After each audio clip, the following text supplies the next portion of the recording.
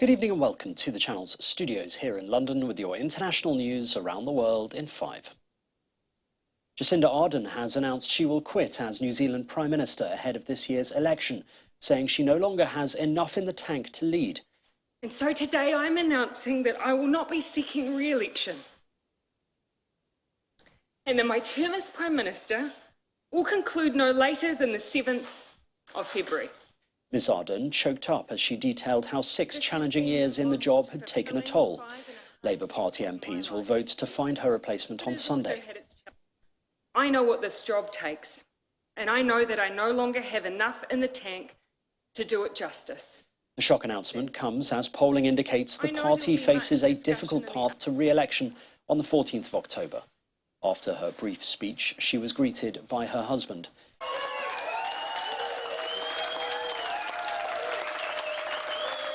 Before being cheered by colleagues and ministers. Ms Ardern will step down by the 7th of February. I am by no means the first woman to multitask. She became the youngest female head of government in the world when she was elected Prime Minister in 2017, aged just 37. Jacinda has done an incredible job for New Zealand.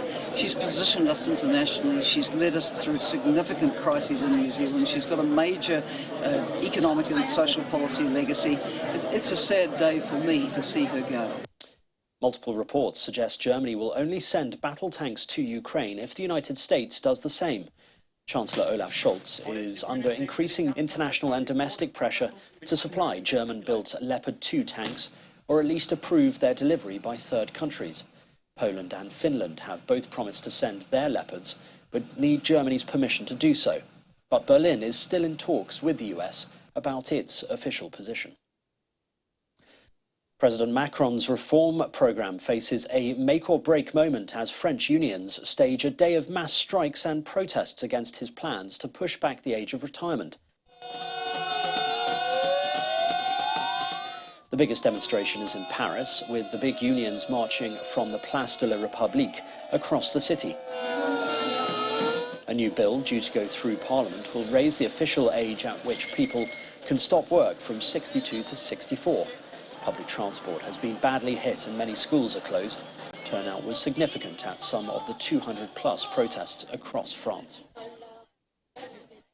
Meanwhile, thousands of Catalan separatists have protested ahead of the Spain-France summit in Barcelona and called for the independence of Catalan regions in both countries. Waving pro-independence Estelada flags and holding signs reading neither Spain nor France, they chanted separatist slogans ahead of the arrival of the Spanish Prime Minister Pedro Sanchez and French President Emmanuel Macron. Catalonia launched a failed independence bid in 2017, with the leader of the bid now in self-imposed exile in Belgium to avoid prosecution in Spain. Former British Prime Minister Boris Johnson has been made an honorary citizen of Kyiv by the city's mayor Vitaly Klitschko on the sidelines of the World Economic Forum. Yeah, thank you very, very much, Mr. Mayor Vitaly. Thank you very much, Vladimir. Well, that's my passport. Thank you very much. Johnson was presented with the award by Klitschko in recognition of his vocal support for Ukraine following the invasion by Russian forces in February 2022, as well as Britain's supply of arms to Kyiv, most notably M270 multiple rocket launchers and thousands of NLAW anti-tank weapons, drones and munitions. And Chinese state media has kick-started celebrations for the upcoming Lunar New Year in familiar fashion by presenting 10 panda cubs at the Wolong Giant Panda Center in Sichuan province. 10 panda cubs and their breeders came out to deliver their Lunar New Year wishes.